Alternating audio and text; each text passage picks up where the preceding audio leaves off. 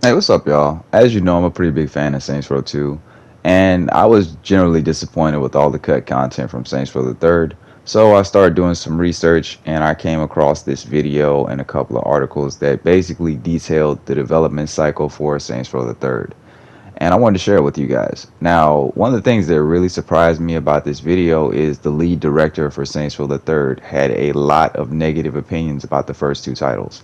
Now, I'm gonna let you guys hear some of them for yourself right here. The second thing I'm going to talk about is raising the quality bar. Visual and quality issues were the #1 cited issues in reviews for Saints Row 2. We got hit on things like inconsistent or repetitive missions and lack of creativity.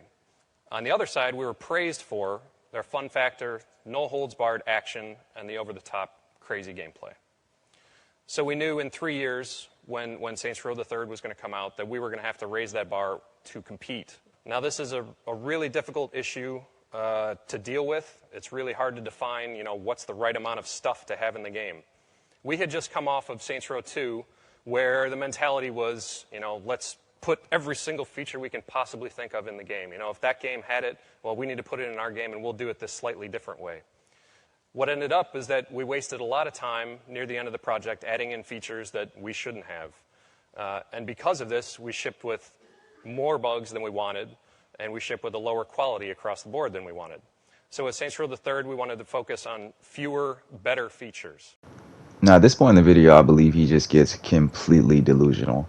I have Saints Row the Third on PlayStation 3, PlayStation 4, PlayStation 5, and PC. It is a buggy mess on every single platform I've listed. I have crashes, I have bugs, I have all types of issues on every single platform. The only Saints Row 2 that's comparable to Saints Row the Third on any platform is Saints Row 2 on PC. And I'll be honest, I have more crashes on PS4 and PS5 than I do on PC with Saints Row 2. So it's laughable that he brings up quality. And I mean, you guys, you know my channel. I got hella glitches for Saints Row the Third. I'm probably gonna put some in the description or like link them in the video somewhere. It's a really buggy game. It's a really buggy game. So cutting this content did not fix any of this. I don't know. It's a lot of things like this throughout this press conference or whatever presentation to where he just like shits on Saints Row 1 and 2, and then it's like, bruh, Saints Row the Third has the same problems. Are you retarded? What's crazy to me is he actually worked on Saints Row 2. I don't know if his issue with the game was he wasn't the director or he wasn't in charge, but he just has a lot of negative opinions surrounding the first two titles. And you got to look at Saints Row 3 honestly, especially this is a post-mortem. He really should be a lot more, realistic. Instead, he acts like Saints Row the Third fixed all these problems when it literally just followed in the footsteps of the first two games and failing in the exact same way that they failed. And then it had less content. It had a worse story. So if anything, it was an overall worse package. And that's not even mentioning the fact that they cut competitive multiplayer. It was just a downsize and a downgrade in almost every way possible. But let this guy tell it, it was the evolution of the series. Now, we had just come off of Saints Row 2, and Saints Row 2, we had a very difficult time coming up with what is that creative box? What are we going to fit into? In a game where you go from running around nude, vehicle surfing on top of a car, to the next minute, you're chasing a lieutenant who's being dragged behind a car, mercilessly bloodied, and then you mercy kill him in order to put him out of his misery. Now, those are very different emotions. The tone was not well defined in Saints Row 2. We refined it through trial and error. We tried a bunch of different things. We would throw out ideas. We would see what stuck. The problem was that inconsistencies were all over the place, just as I mentioned there with those examples. Now, with Saints Row the Third, we wanted to have a cohesive experience. That was one of our main goals, was the whole experience should feel like it's one note. It's the same feeling you get throughout the entire game. But that's difficult, especially when you want to have these crazy experiences. So we had fart in a jar was one of our weapons. Initially, I thought this weapon was ridiculous. I thought there was no, it didn't make sense in the game. It didn't really make sense as a combat effective tool. But in the end, we put it in because, well, partially because fans asked for it, and partially because it's just a pretty funny weapon. What really gets me about this is you can literally do everything he said, except, obviously the lieutenant getting dragged through the street and then Mercy killing him. But you can literally surf on top of vehicles naked in Saints Row the Third. There's a mission to where you're naked in Saints Row the Third. And then there's plenty of serious moments that interrupt that tone and do not go along with that tone. Perfect example, Johnny Gat dies in the beginning of the game, but you're still doing silly shit within, like, what, 20 minutes into the Steelport, 20 minutes into Steelport, you're doing some stupid, silly shit. And perfect example, I mean, you go from wrestling Killbane and chainsawing up luchadors to hunting him down with a RPG and then snapping his neck. I mean, I don't really see a consistent tone here. And let's not skip over the fact that, Killbane murdered Viola's sister right in front of her because she insulted him. I believe she called him by his real name instead of Killbane. He snapped her neck like a twig. That doesn't really seem like a really funny, happy-go-lucky tone, does it? It really seems a lot more offbeat than Saints Row 2, because Saints Row 2 was actively trying to be funny while being serious. There was always, serious life or death consequences. It's been like this in Saints Row 1. There was tons of dark moments, but underneath all that was comedy, and it kind of was the ebb and flow of the game. It had a very defined tone, in my opinion. I think that's why so many people like it. Now, our major problems, as I mentioned, was that the tone was ill-defined from the past games. Saints Row 1 had a relatively set. They wanted to make, I think the description of it was like an MTV music video. But they also had insurance fraud. You could jump in front of, you got money to jump in front of cars. Didn't really make a whole lot of sense with an MTV music video. Saints Row 2, we kind of pushed that a little further, where you're driving around in a truck spraying shit on people. And then we also had that dark narrative, where you put Merrill's girlfriend into the trunk of a car and then put her into the monster truck race, and then Merrill smashes her to death. That's pretty very different things. And we were also coming at it fresh with our team.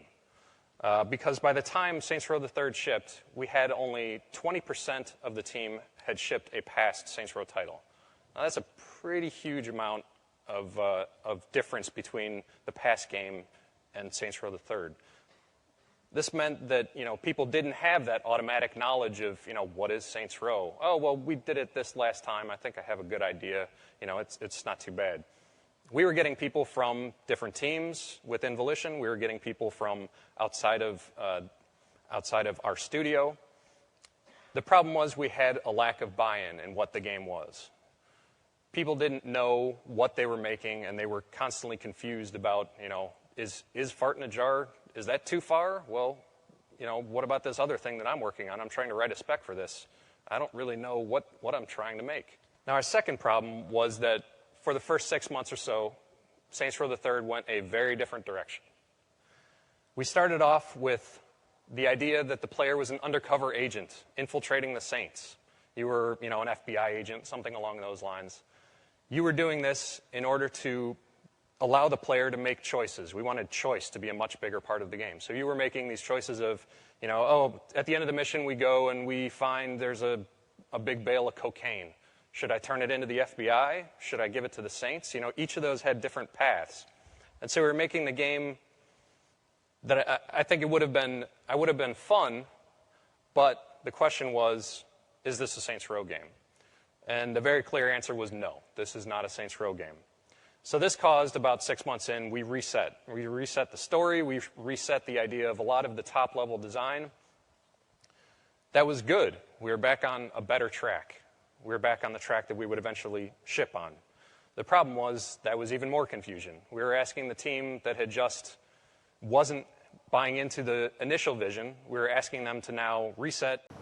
If anyone was wondering, this is the version of Saints Row 3 that he was referencing in that video. Now, I actually do have to give him some slack because, obviously all of, the problems and the shortcomings of the game weren't his fault. With that being said, though, I still believe he absorbs the bulk of the blame. As you see, he has a lot of negative opinions about the first two games and all the content they included. And it's very weird because I'm going to show you guys after this trailer, I'm going to show you an article of where he was saying he wished he could have cut even more content from Saints Row the Third.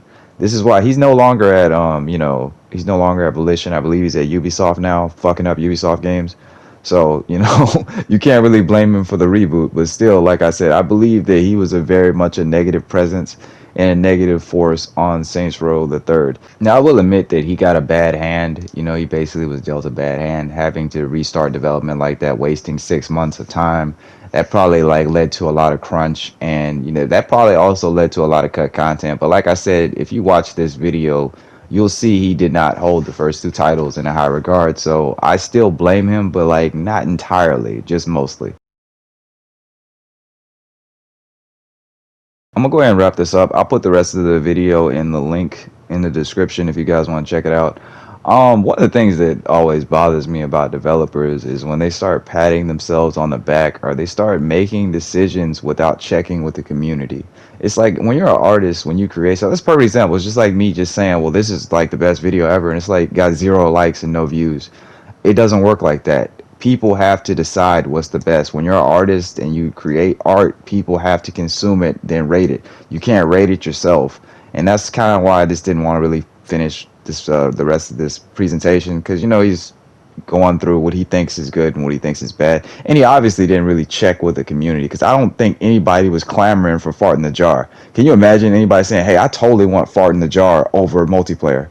I totally want Fart in the Jar over customizable interiors, you know what I mean, or layered clothing. It's like I don't think anybody said that. I don't really believe anybody was really saying that while they were making Saints Row the Third. But anyway, that's just my opinion. I digress. Anyway, guys, let me know what you think about the video. Like, comment, subscribe. I'll see y'all in the next video.